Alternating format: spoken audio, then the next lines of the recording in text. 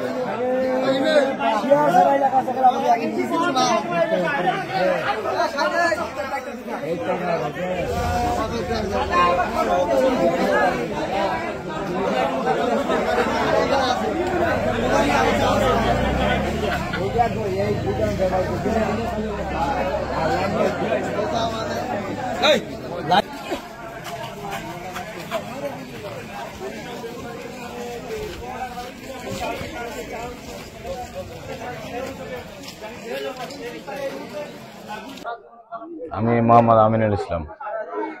রাজনৈতিক পরিচয়? স্বেচ্ছাসেবক দলের আহ্বায়ক। আপনি যে আজকে লাইলাতুল কদর রাতে একটা ইবাদতের রাত, এই রাতে যে এই কাজটা করলেন, মানে কিভাবে করতে পারলেন? কারণ আমরা তো চালটা বাসায় নিয়ে যাবো, এই জন্য তো চালটা গাড়িতে উঠেছি। এই কাজের সঙ্গে কারা কারা জড়িত, একটু বিস্তারিত বলেন। এই কাজের সাথে অদূর চাচা আছে, কামাল আছে, সুলতান আছে। আর কেউ? আর কেউ নেই। এখন চালটা হচ্ছে দেখেন সরকারি চাল, এটা অবশ্যই স্টক থাকবে হয় গুদানে নালে ইউনিয়ন পরিষদে। এই চালটা যেহেতু বাঁচা গেছে, আপনি যেহেতু বলতেছেন যে বেঁচে গেছে, সেজন্য আমি বাসায় নিয়ে যাচ্ছিলাম, বাট আপনাকে বাসায় নিয়ে যাওয়ার মানে অনুমতি কে দিল?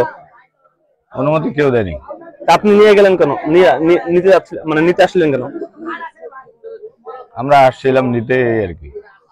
না না, আপনি তো একটা চাল এখানে হয় যেহেতু সরকারি চাল হয় এখানে পরে থাকবে, যদি বেঁচে থাকে হয় পরে থাকবে, আপনি তো নিয়ে যেতে পারেন না। আপনি নিয়ে মানে আমি বলতেছি কি আপনি কারো ইন্ধনে নিতে আসলেন না। আমার কথা হচ্ছে এটা সরকারি চাল, গরিবের চাল, এখানে হয়তো বা যদি বেঁচে যায় থেকে যাবে, বা ইউনিয়ন পরিষদে থাকবে, নাহলে যেখানে থাকা সেখানে থাকবে। আপনি কার পারমিশন এটা নিতে আসলেন? কারো পারমিশন না।